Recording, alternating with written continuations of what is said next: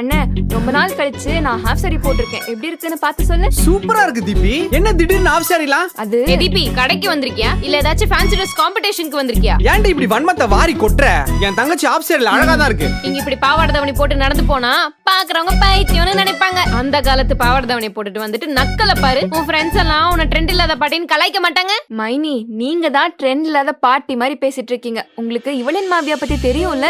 இவளின் மாபியாவா? இவங்க நம்ம தமிழ்நாட்டோட பாரம்பரியமான பாவாடை தாவணியா ஆன்லைன்ல லான்ச் பண்ணி புதுசா ட்ரெண்ட் செட் பண்ணிட்டு வந்துட்டு இருக்காங்க. என்னடி உளர்ற? நான் ஒன்னும் உளரல மைனி. நீங்க வேணா இவளின் மாபியாவோட வெப்சைட்ல போய் சர்ச் பண்ணி பாருங்க. நம்ம 80s ஃபேஷனா இருக்கிற ஹாஃப் சாரீஸ 2K கிட்ஸ்க்கு பிடிச்ச மாதிரி 400க்கும் அதிகமான டிசைன்ஸ்ல வித்துட்டு வராங்க.